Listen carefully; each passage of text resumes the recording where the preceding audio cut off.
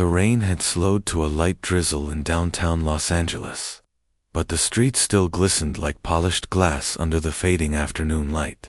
Inside, a small, quiet café, tucked between a bookstore and an art gallery, the air smelled of fresh coffee and warm bread.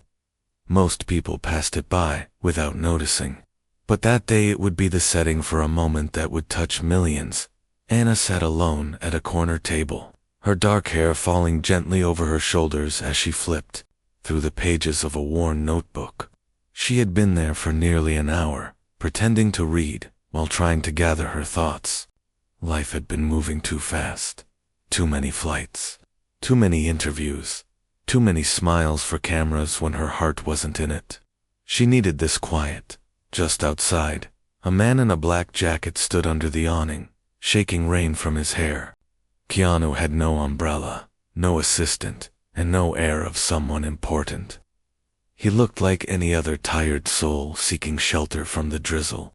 When he stepped inside, the soft chime above the door sounded almost too gentle for the weight he carried. In his expression, he scanned the room, his eyes settling not on the famous faces he might have been used to, but on the corner where Anna sat. Their eyes met for only a moment, and it was not the kind of recognition people expected.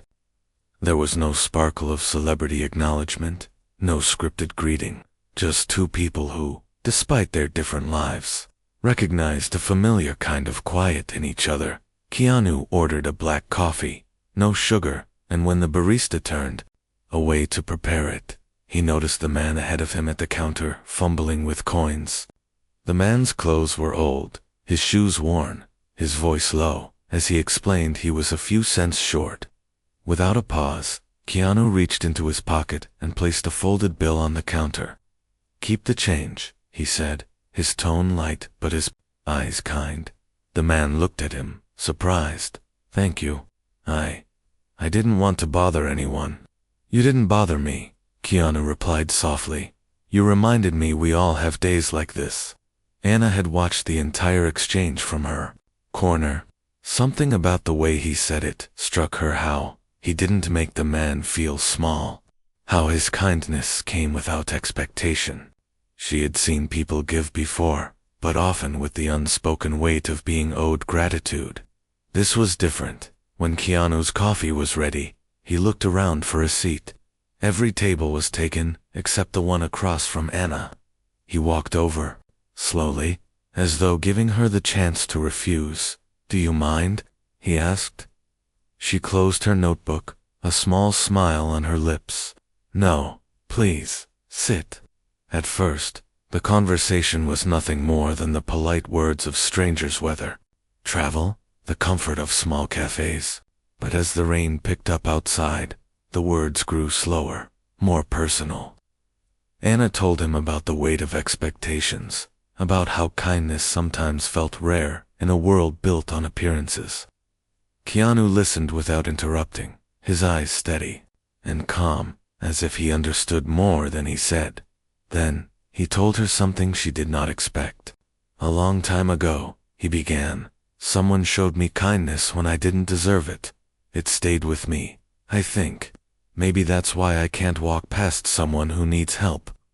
Anna tilted her head, curious. "What happened?" He hesitated, for a moment, as though the memory was something fragile. "I was younger, and I was in a dark place. Nothing was going right. I met a stranger who didn't know who I was, didn't want anything from me. She just listened. She told me it was okay to start over." I never forgot her face. The rain outside turned heavier, drops racing down the window like hurried footsteps. Inside, the cafe grew warmer, quieter. They didn't notice the time passing. They didn't notice the few people who whispered when they realized who was sitting together. In that moment, they were just two people in the same storm, finding a little shelter in shared words. But neither of them knew that someone in the cafe had been recording. Not to invade, but because the kindness at the counter had moved them. The video would soon spread across the internet, not for the fame of the faces in it, but for the simple truth in the way one human had reached out to another. What neither Anna Keanu realized was that this small meeting born out of rain and quiet kindness would set into motion events that would change not only their own lives, but also touch millions who longed to believe such moments still existed. The clip in the Promiseth video appeared online before dawn. It started with the sound of a soft cafe bell and the picture of a tired man counting coins. Then a hand placed a folded bill on the counter. The face was clear. The voice was gentle. The person filming had moved their phone down, so it did not show the man's shame. Only the hand and the words, "You did not bother me.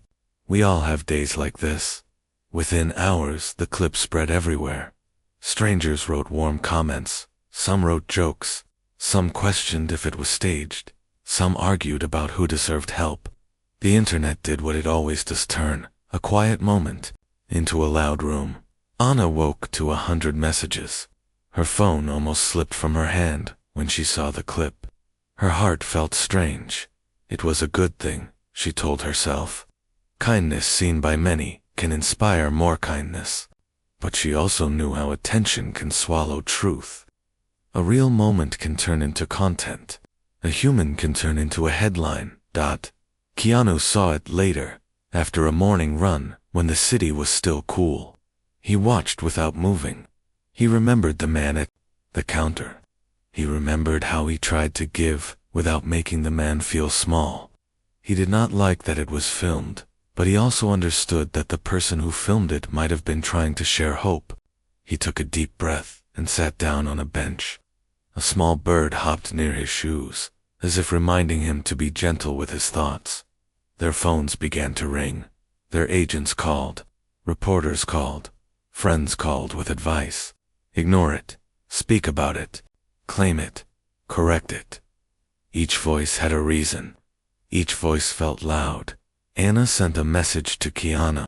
It was simple. "I am going back to the cafe. I want to sit in the same place.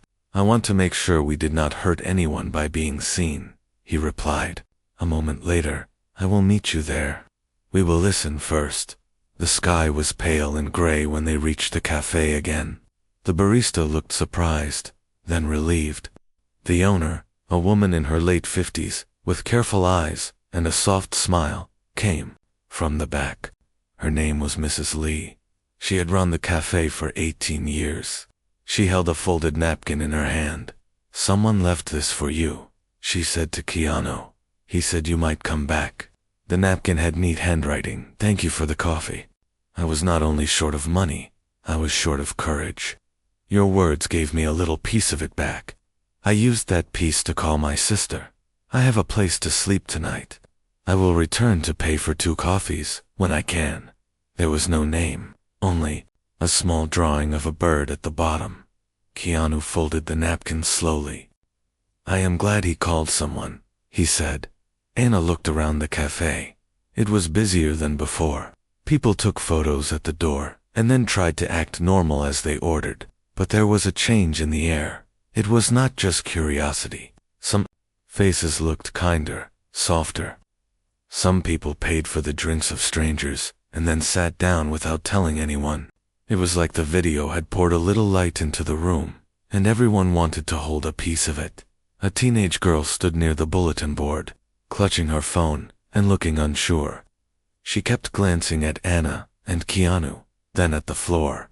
Finally, she walked over. "I filmed it," she said, her voice trembling. "I am sorry if that was wrong. I did not think it would grow like this. I saw something pure, and I wanted others to see it too." "My name is Maya." Anna's face softened. "Thank you for telling us," she said. "Can I ask you something? When you filmed, what did you hope would happen?"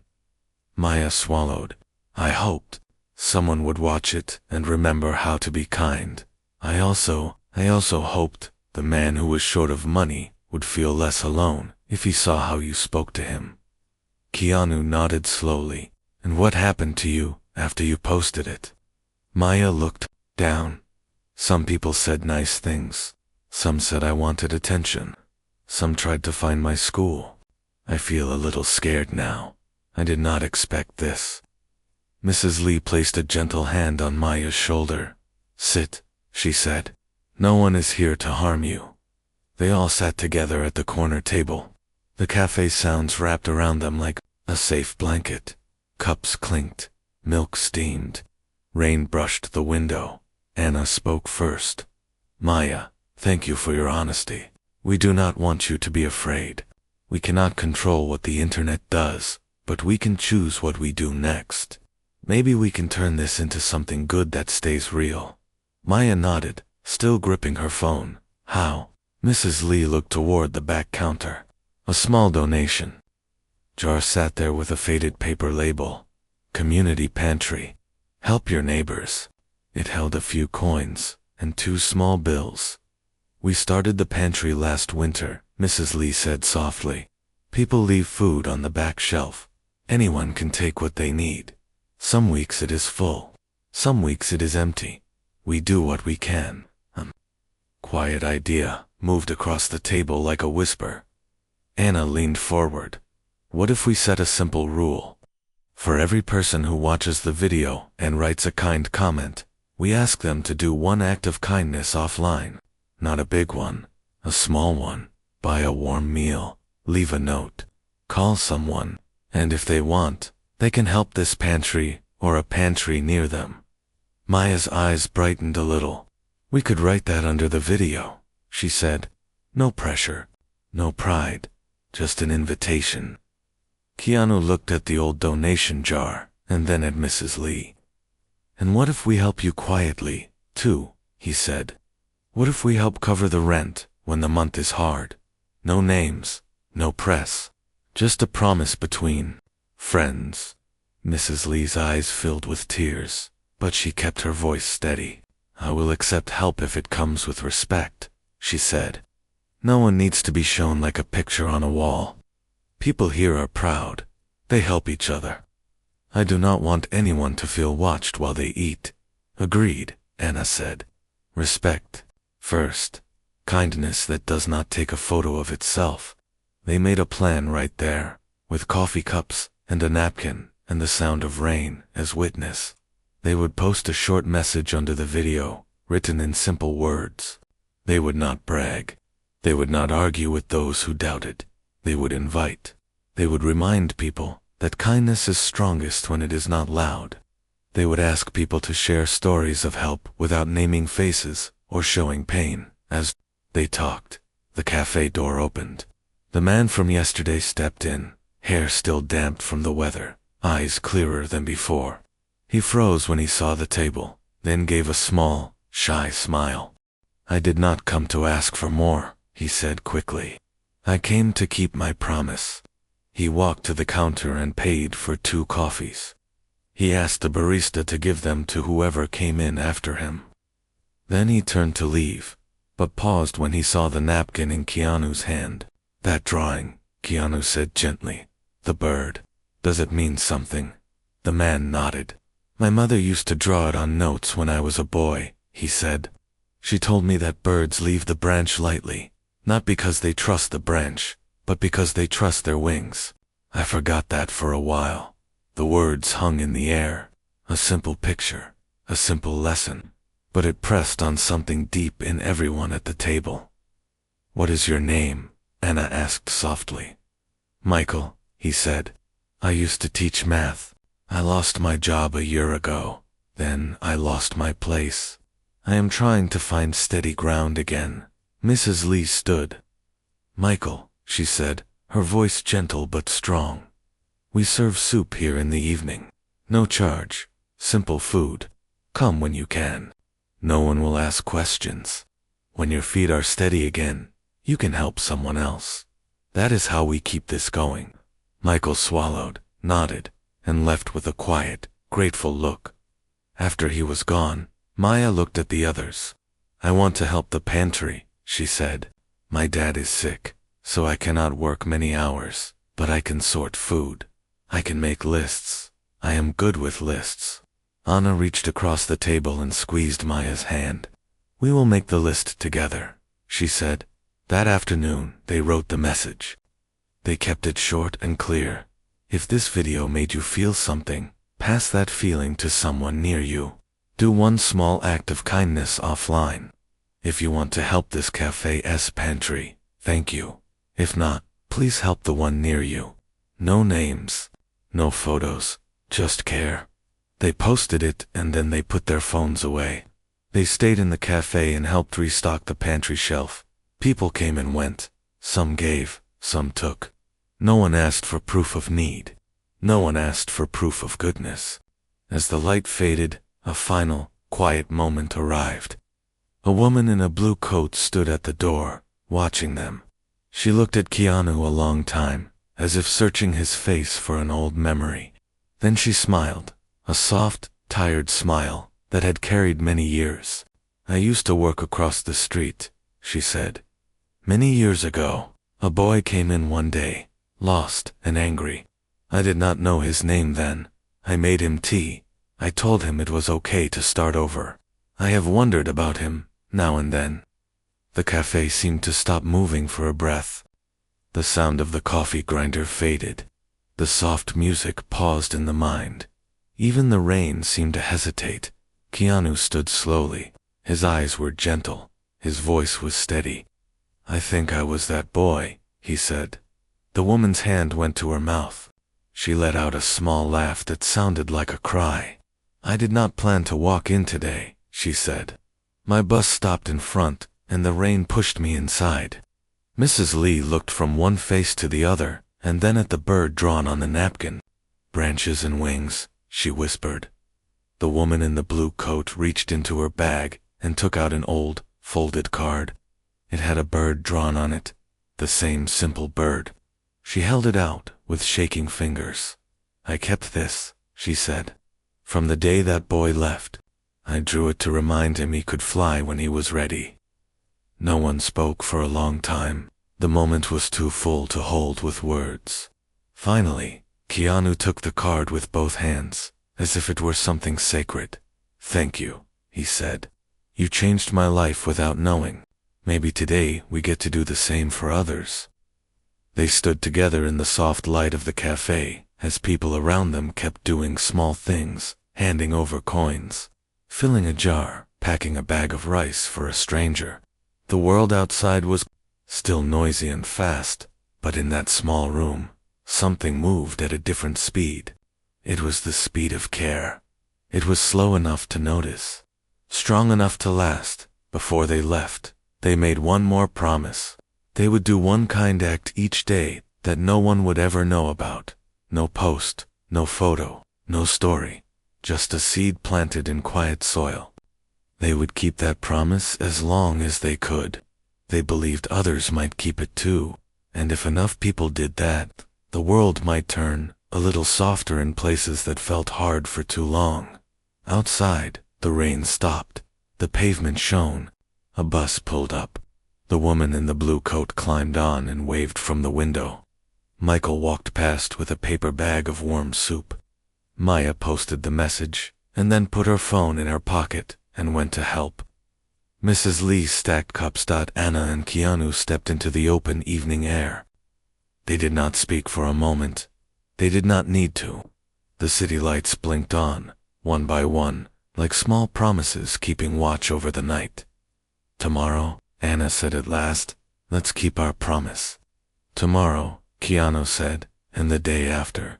And as they walked away, neither of them knew that the first test of that promise was already on its way, hidden in a letter that would arrive with the morning mail, carrying a request that would require more than money, more than a post, more than a quiet afternoon in a cafe. It would require courage. It would ask them to risk comfort for a stranger. It would ask them to trust their wings. The letter that asked for Morethi, morning after the rain. The sky was clear and bright. Sunlight slid across the streets of Los Angeles, touching every window, every rooftop. Anna woke early, poured tea, and sat by her small kitchen table.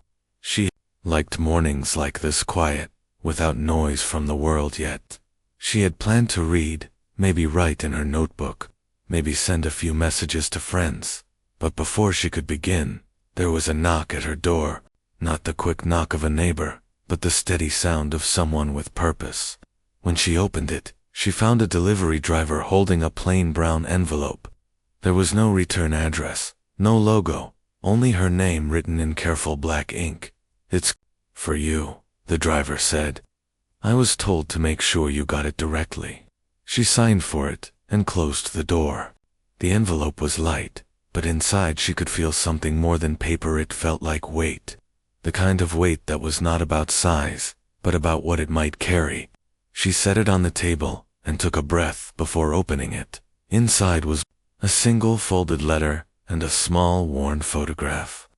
The photo showed a young woman in a hospital bed, smiling despite the tubes and wires around her. Next to her was a boy, maybe 12, holding her hand tightly, his face brave but scared.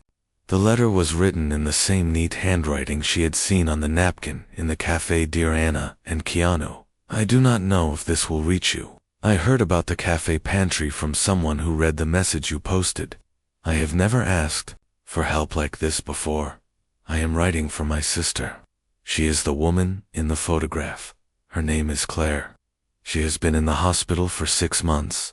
She needs a treatment that our insurance will not cover.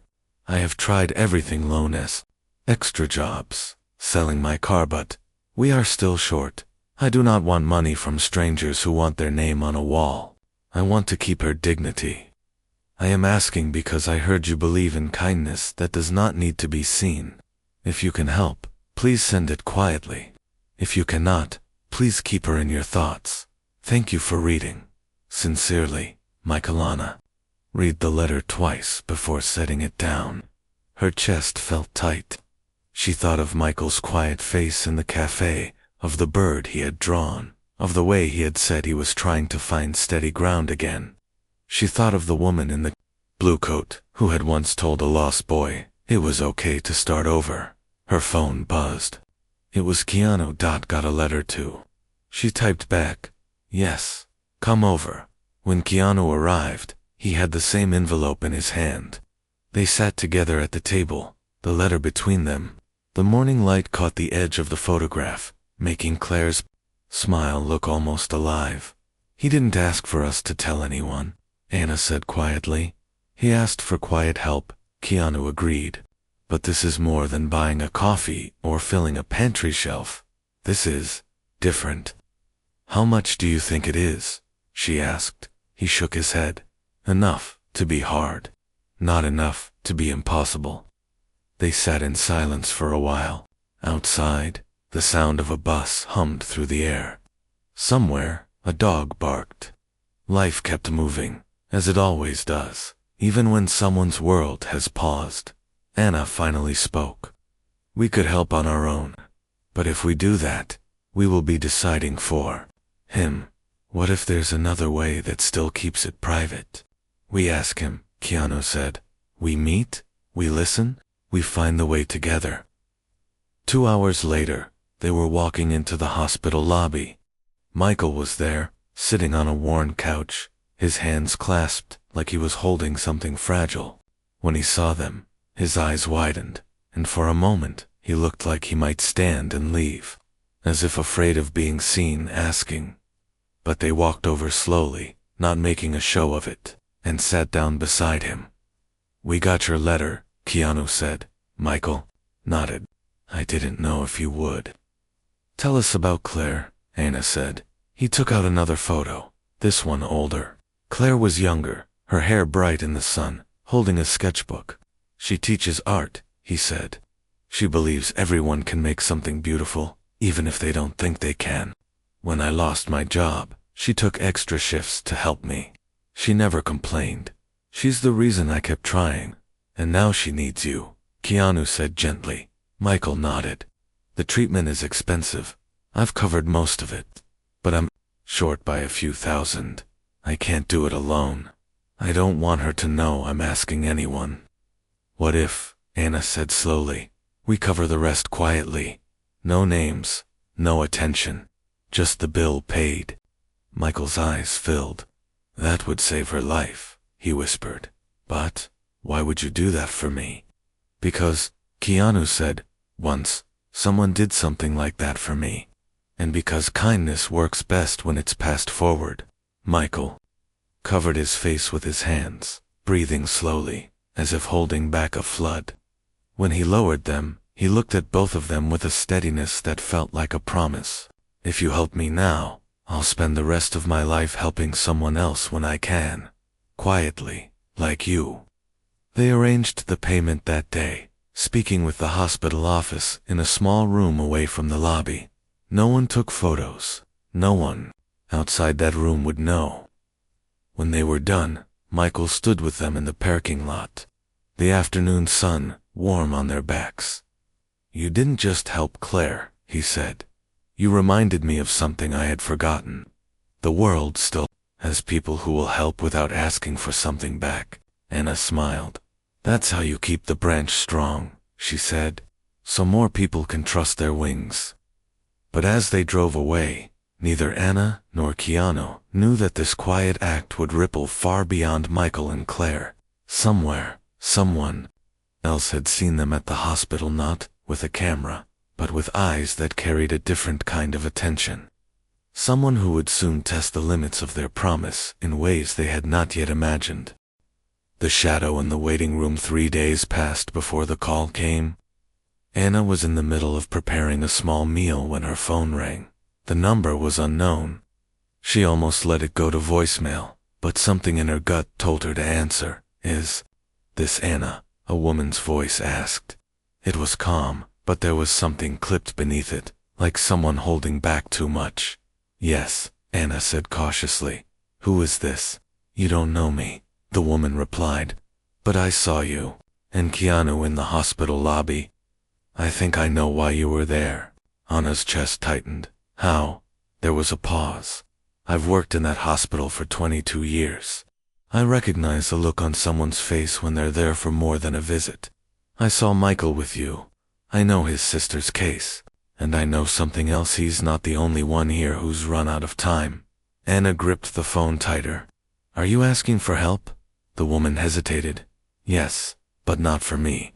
For a boy named Elias, 12 years old. His mother's been sleeping in the waiting room for weeks. They don't have family nearby. They've tried every program, every charity. The boy needs surgery. Soon. The doctors are fighting the insurance, but it's slow. Too slow. Why call me? Anna asked. Because I've seen the way you look at people, the woman said quietly. You listen like it matters. And you? Came to help someone without wanting your name on a wall. I think you might do it again. Anna's mind spun. She wanted to say yes right there, but she also knew how quickly good intentions could turn into something messy. Does the boy's mother know you're calling me? No, the woman said. And she won't unless you want her to. She's proud. Too proud to ask strangers for help. But she's breaking. I just couldn't watch anymore without trying something. Anna wrote down the details and promised nothing except that she would come see for herself. Then she called Keanu. He didn't hesitate. When? Tonight, she said. By evening, the hospital was quieter than usual. The hallways holding that strange mix of fluorescent light and hushed footsteps. They found the waiting room easily, chairs lined up against pale walls, a television in the corner playing something no one was watching. The boy's mother sat in the far corner, her head resting against the wall, her coat wrapped tightly around her. She wasn't asleep. Not really, just in that half-rest people find when they've been waiting too long. On the couch beside her was Elias. His skin was pale, but his eyes were sharp, darting toward the doorway when Anna and Keanu entered. Anna approached slowly. Hi, she said gently. We're visiting a friend here. May we sit for a while? The mother looked up, confused but too tired to protest. She nodded slightly. Keanu sat in the chair beside the boy, Anna beside the mother. They started with small things, the weather, the smell of coffee from the vending machine down the hall, how hospitals always feel, both too loud and too quiet. The boy listened, his gaze moving between their faces. After a few minutes, Anna turned to the mother. Someone told me you've been here for weeks, she said softly. The woman's shoulders stiffened. Yes, we're waiting for approval for his surgery. They keep saying it's complicated. What do you need? Keanu asked. The woman's eyes narrowed slightly. Why do you ask? Because sometimes, he said, it's easier to answer that than to wait for the question you wish someone would ask. Her guard cracked just a little. I need my son to have his surgery before it's too late, but I can't pay for it. Not all of it. And I can't beg for help from people who will make us into a story. Anna leaned forward. We're not here to make a story. We're here because someone who cares about you told us. If you'll let us, we can help. Quietly, the woman shook her head. You don't know us. Why would you? Because, Keanu said simply, someone once helped me like that. And now I try to keep it moving forward. For a long moment, no one spoke. Then the boy Elias looked at his mother and said, Mom, maybe let them.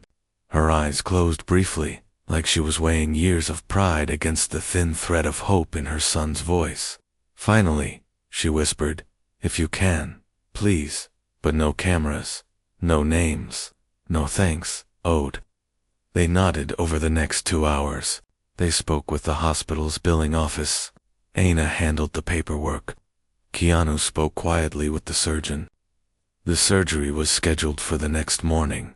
Before they left, Elias handed Anna a folded piece of notebook paper. It's for after, he said. When she opened it later, it was a drawing 2 birds on a branch, one leaning toward the other, wings open. Beneath it, in small, careful letters, he had written, Thank you for holding the branch. That night, Anna sat in her apartment, the drawing beside her, and thought about how fast things were changing. She and Keanu had made a promise to do one quiet act each day, but now the world seemed to be pulling them into bigger and bigger acts. Each one heavier than the last dot, and somewhere she could feel that someone was watching, not with kindness, but with interest. Interest in what they were doing, and maybe in how it could be used. She didn't know yet who it was, but she had the uneasy sense that the next knock on the door might not be someone asking for help, but someone asking for something else entirely. The offer they didn't want was days after Elias's surgery. The hospital called. The boy was recovering well. Anna and Keanu visited quietly, bringing a small basket of art supplies for him: sketch pads, pencils, watercolor paints. He smiled when he saw them, but his mother's eyes said more than words ever could: gratitude, relief, and something else. A deep ache from having to accept help when she'd spent her whole life standing on her own feet. They left before visiting hours ended, slipping away so the family could rest. But as they walked toward the parking lot, Keanu noticed a man leaning against a black car near the exit. The man wore a dark suit, too sharp for the hospital's faded surroundings, and his eyes tracked them with a strange focus. When they reached the car, the man stepped forward. Mr. Reeves, Ms. de Armas, he said smoothly. You've been busy. Anna's back stiffened. And you are. He smiled, but it didn't reach his eyes. Let's just say I'm someone who pays attention to kindness. I represent an organization interested in amplifying good works. We've seen what you've been doing. Very inspiring. Keanu's voice stayed calm. Then you should know we're not interested in publicity. Publicity is just one form of power, the man said. But money, real money, can move mountains. We have resources, a lot of them. You choose the people, we provide the funds. No limits. Anna crossed her arms. And in exchange, the man's smile sharpened. In exchange, you let us tell the stories. We film, we package, we distribute. The world gets hope. Our sponsors get goodwill, and your work reaches millions instead of dozens. Everyone wins. Keanu looked at him steadily. Everyone except the people who didn't want their lives turned into a product. The man shrugged. People say they don't want the attention, but when the help comes, they take it. You could help so many more if you stopped worrying about the purity of it. Anna's voice was quiet but firm. Kindness without respect isn't kindness. It's marketing. The man's eyes cooled. Think about it. I'll be in touch. He stepped back, slid into the black car, and drove away without another word. They stood in silence for a long moment. The street lamps flickered on, painting the pavement in pale gold. He's not going to just walk away, Anna said finally. No, Keanu agreed. But we're not going to change how we do this. That night, Anna sat at her desk, going over the sketch Elias had given her. 2 birds on a branch. She thought about how fragile the branch looked, thin, almost too thin to hold them. She wondered if the man in the suit saw kindness as something to own, something to sell, and if he would try to break the branch to make the birds fly where he wanted. The next morning, her phone buzzed with a message from an unknown number. Found. Another case for you. Mother of 3. Eviction notice. No one willing to help.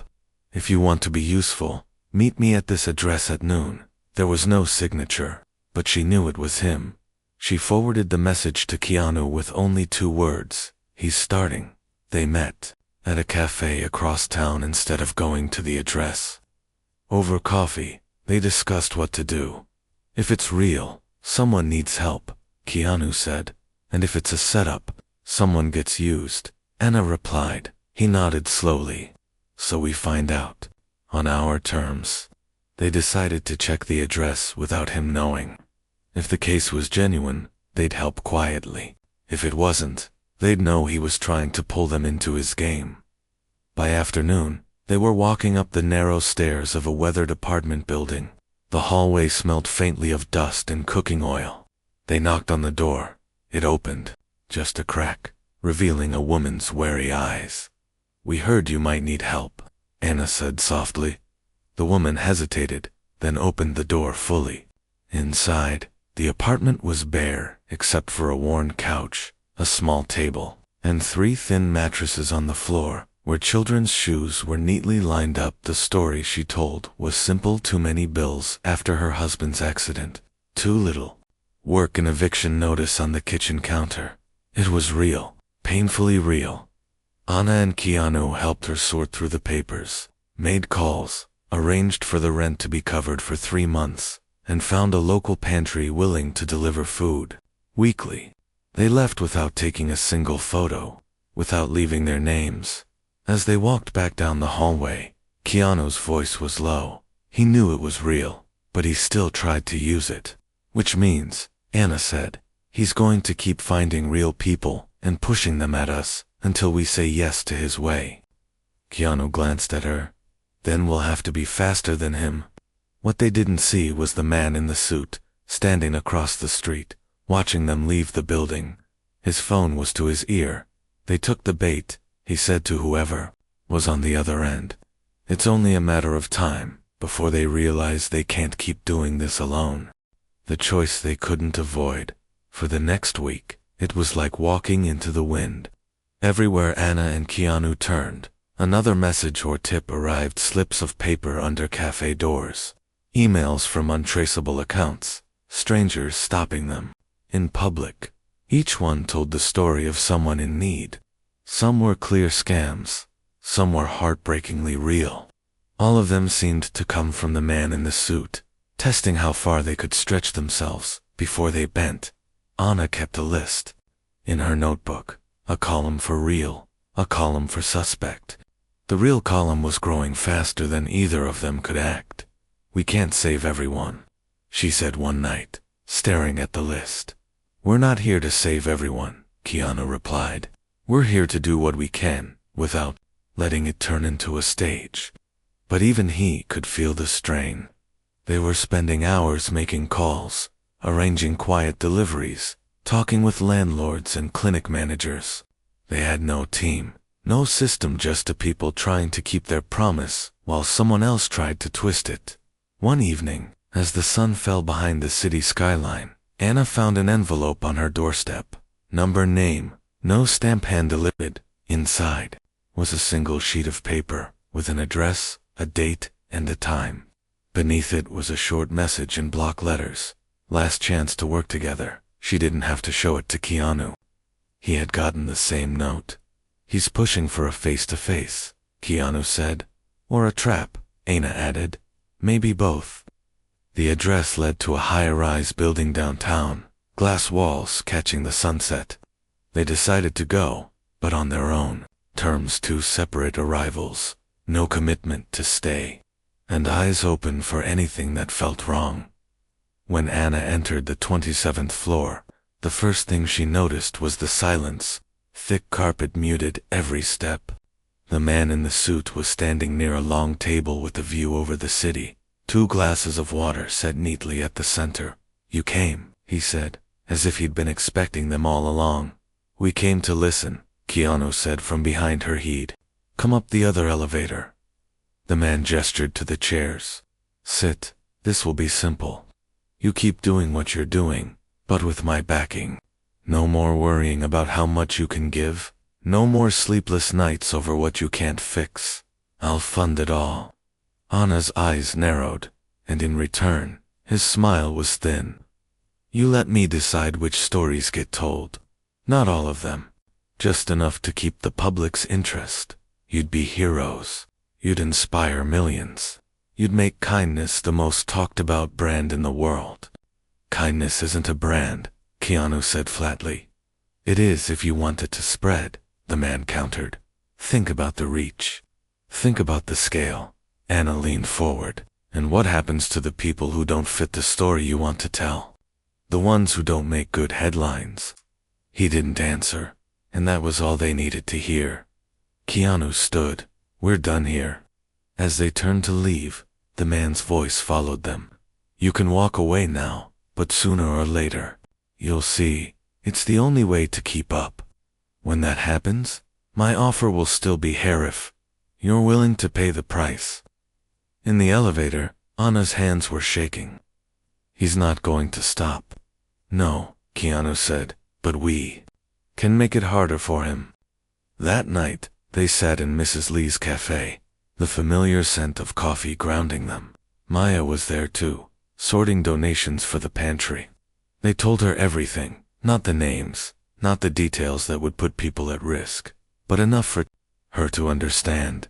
Then you need more eyes and ears, Maya said simply. People you trust to find those who need help before he does. Ana looked at Keanu, a quiet network. He nodded slowly. No titles, no spotlight, just people who believe in the same promise.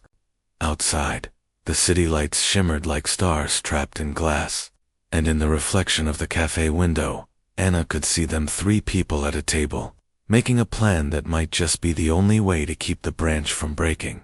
They didn't know it yet, but the first real test of that network would come sooner than expected, delivered not by the man in the suit, but by someone they thought they could trust.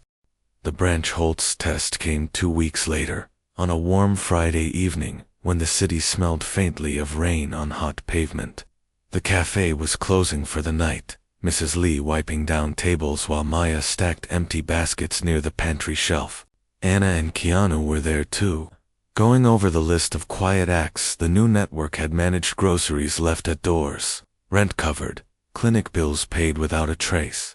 That's when the door opened, and Michael stepped inside. He looked different. Close, steadier eyes, but there was tension in his jaw. He walked straight to their table, and placed a small envelope in front of them. This came to me, he said. Slipped under my apartment door. Ana opened it. Inside was a single sheet of paper with a printed message. We know who helped your sister. Tell us their names, and you'll never have to worry about money again. Keanu's single quote's eyes hardened him. Michael nodded. I didn't answer, but I needed you to see it. Ana felt a quiet anger rise in her chest. He's trying to turn the people we've helped into leverage, which means, Keanu said, he's desperate. Maya looked between them. Then maybe it's time we stop reacting to him and make our own move. They spent the next hour planning, not a public attack. Not anything that would risk the privacy of those they'd helped, but something stronger, to close off his access entirely. The next week, the network quietly expanded. Friends of friends in neighborhoods across the city began looking out for people in trouble, passing word only through trusted hands. Needs were met before they reached the man in the suit. When tips did slip through, they were already taken care of by the time he arrived, leaving him nothing to use. One evening, Anna and Keanu spotted him across the street from a small clinic. He was speaking to someone, envelope in hand, but when he saw them, his expression shifted, less sure, more calculating. They didn't approach, didn't speak. They simply walked past, side by side, knowing he was losing ground. Weeks turned into months. The man's attempts grew less frequent, his messages shorter, his offers colder. And then, one day, they stopped altogether. Life didn't slow down, but the work felt steadier. The network ran quietly, never in the spotlight, but always moving small acts, linking together like threads in a hidden net, catching those who might otherwise fall. One rainy afternoon, as they sat in the café, Michael came in with Claire, walking slowly but smiling. Behind them was Elias with his mother, carrying a tin of homemade cookies. They joined Mrs. Lee, Maya, and a few others at the big table. No one gave speeches. No one took photos. They shared food, traded stories, laughed at little things. The air felt light, warm, safe. At one point, Elias handed Anna another drawing. This time it showed many birds on a strong, leafy branch, wings open in every direction. Beneath it, in his careful handwriting, were 4 words: "Thank you for holding." Anna looked at Keanu, and he nodded with a small smile. The branch hadn't broken, it had grown. As the evening light faded and the rain eased, they stepped outside together. The street was quiet, puddles catching the glow of the cafe windows. They didn't talk about the man in the suit or what might come next. They didn't need to, because some promises didn't need an audience. They just needed to be kept, and they would keep this one for as long as the branch could hold, and as long as there were wings willing to trust it.